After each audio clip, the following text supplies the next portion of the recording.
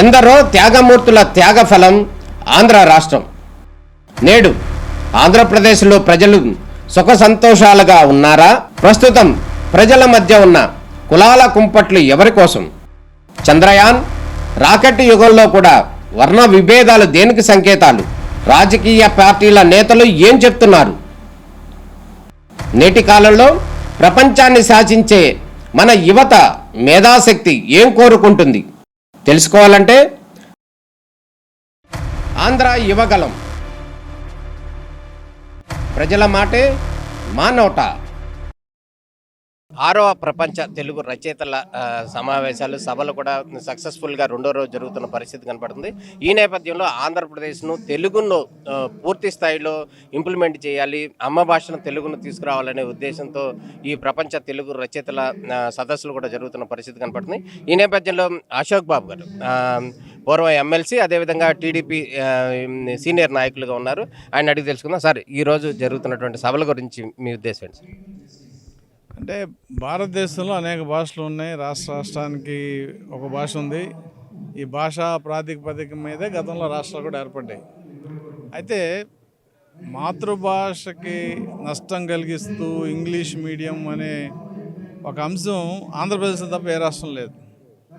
ఇది తల్లిదండ్రుల మోజనాలో లేదంటే బలహీనత నాకు తెలియదు, కానీ ఇంగ్లీష్ మీడియం మీద విపరీతమైన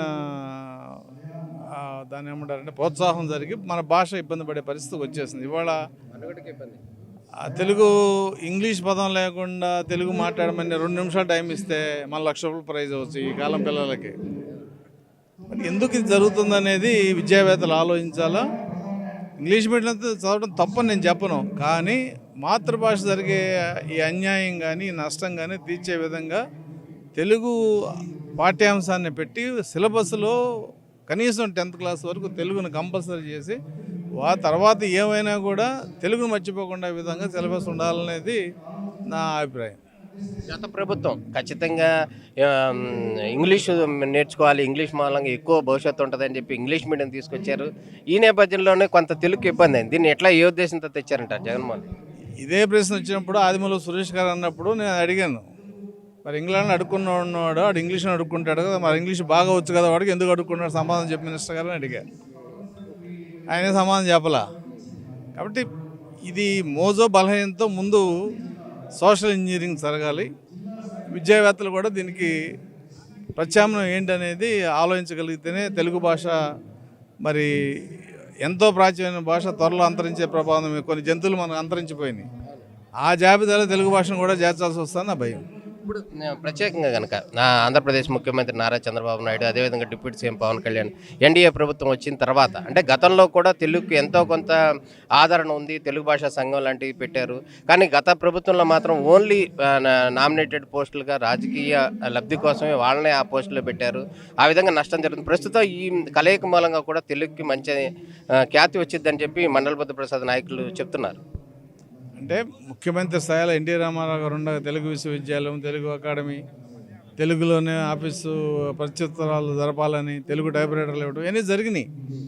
అయితే ఇదేమవుతుందంటే రాజకీయంగా ప్రభుత్వానికి వాళ్ళ అభిప్రాయాలు, వాళ్ళ గోల్స్లో తేడా ఉండడంలో ఇది వెనకబడిపోయింది. ఇప్పటికైనా సరే విద్యావేత్తలు కానీ ప్రభుత్వాలు కానీ కలిసి భాషని రక్షించుకోవాల్సిన బాధ్యత అయితే ఇద్దరి మీద ఉందనేది నా అభిప్రాయం.